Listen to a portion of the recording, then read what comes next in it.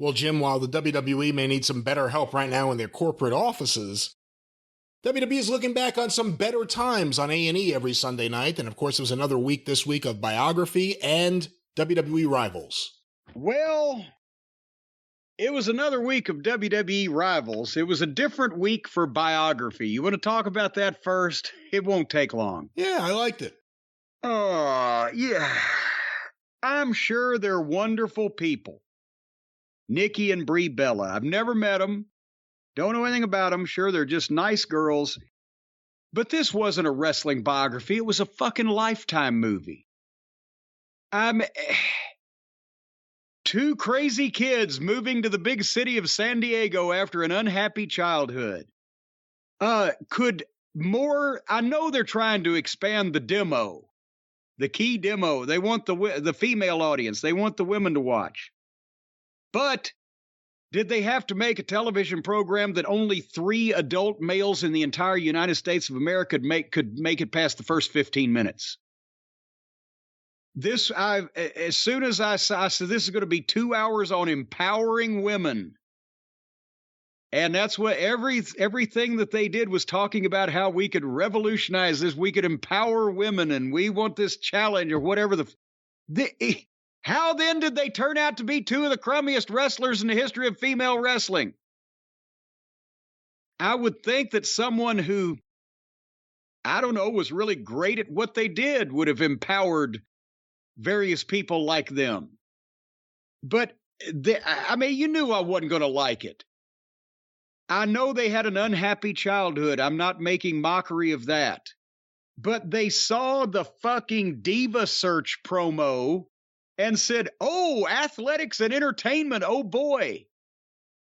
And one of them talked the other one into it. So then they actually watched wrestling on television for the first time ever to check it out and said, that might be fun. And then they try out for the Diva Search. At least everybody else came to be a stripper. At least they came because they thought they were going to fight. I don't know whether that may be true in hindsight or not. But even though they didn't make it at the Diva Search, because I'm sure Kevin Dunn saw that they were both presidents of the Itty Bitty Titty Committee, which they mentioned, they said we didn't have breasts or whatever. But some woman who apparently was senior vice president of entertainment relations for the WWE, and I've never heard of that goddamn title. That's not a job they even had when I worked up there. Said, oh, you guys should stick with it. You know, you got something. And they sent them to Deep South Wrestling. God, we were just talking about in the developmental scheme of things and Deep South Wrestling and whatever on a show here last week or two. And can you imagine? Well, I mean, the people who knew what they were doing, who knew what business they were getting into, hated going to Deep South. So can you imagine these two that don't even know what a wrestling school is supposed to look like or anything else? They get to Deep South, and that didn't last long, the promotion as well as their stint there. But apparently the first wrestling card that they ever saw was the one that they attended when they showed up at wrestling school. And they went back and at the hotel in their room said they played wrestler and broke some stuff and decided that wrestling was for them. It's what they'd been looking for. And we were 25 minutes into the show by this point, and they're just getting sent to Tampa to go to FCW. And so I'll stick with it for a second because I was amazed every time I see footage of what they did with FCW, except for the logo on the wall. I think it's the OVW building.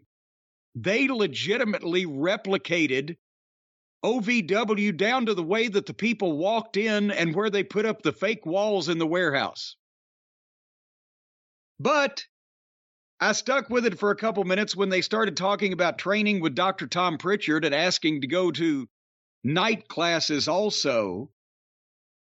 And then 30 minutes in the show and they're just getting to where they were called up and to the main roster. And I can't do another hour and a half of this.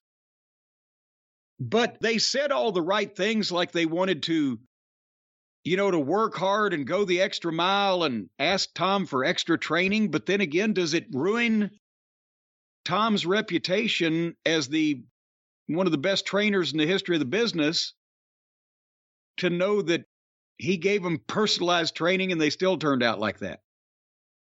What do you think? I don't think it makes him look bad at all, and I'm sure he probably has nice things to say about them, and they said all the right things, and it seems like they actually mentally think a lot of the right things about wrestling. It was nice to see. I mean, one of them was married to Bryan Danielson. The other one dated John Cena. You gotta think they picked up a thing or two from two of the smarter guys in the history of the business, at least the last 25 years or so. But it was all mostly after they've been out of the ring. They're retired now, right? They don't wrestle anymore. No, one of them doing. Yeah, one of them broke her neck. Yeah, they're doing the reality TV stuff. And they're making more money, quite frankly. They have businesses, they do reality TV. And if they have a reality TV show about their empowered life on Lifetime Network, where all the rest of the middle-aged housewives can watch it and make a big deal out of it, that's wonderful. But it wasn't a wrestling biography. But go ahead, finish your thoughts. Yeah, it's just as good a biography as some of the other ones we've seen, like the Booker T one or anything. But what I was going to say is, the ratings for this one did 420,000 viewers. It was down 29.3% according to something I got right here from the Observer website. So less people watched that than the previous one, Goldberg, and the previous one, The Undertaker. We'll see how it goes next week, but to me, I think 400,000 would be a low point for all of last season also, if I'm remembering correctly. But I think one of the only big issue I had with this thing is, and I don't blame them, but I think sometimes things are presented in a way of what's right and what would be right versus what's real. And in a perfect world, women's wrestling would be equal to men's wrestling. They'd be just as over as the men's wrestlers. They'd pull ratings, be able to get people to pay for tickets and buy all sorts of things, just like the men's wrestlers. It's not there. And when it's like, oh, everything should be equal and we should have the women should be just as featured on the show as the men, I actually don't know about that. I think we need a really good, well-funded, serious women's promotion for the very best in the business. But the idea that, okay, it's time for women to get their due and just take up more of the card, is there an actual reason for it other than wanting to be fair? That's the one thing they're talking about, like what they did behind the scenes or things they said or things they thought about how to get the women featured better on WWE TV. And I'm like, yeah, I guess they did. And WWE made a wait a minute, we got to blame them? And WWE made a big deal about it. They showed the fucking tweet in the documentary, Vince McMahon, give divas a chance. And boy, did he give divas a chance. And it was all a campaign. It was all to get people to see, hey, WWE is doing good things for women. The problem is AEW probably didn't need a women's division. Ring of Honor doesn't need a women's division. There don't need to be women divisions in every wrestling company. There needs to be one place for the very best. Because we've seen more bad wrestling out of more, I don't know if it's untrained or mistrained or undertrained women wrestlers on TV than anyone else. Well, and also, I don't care how much you train, some women cannot do this because it's unnatural physical activity for a lot of women. They can't make it look right. That's why the ultimate compliment to a female wrestler coming from the guys in the business is, and always has been for the 50 years I've been around hearing it, she works like a guy.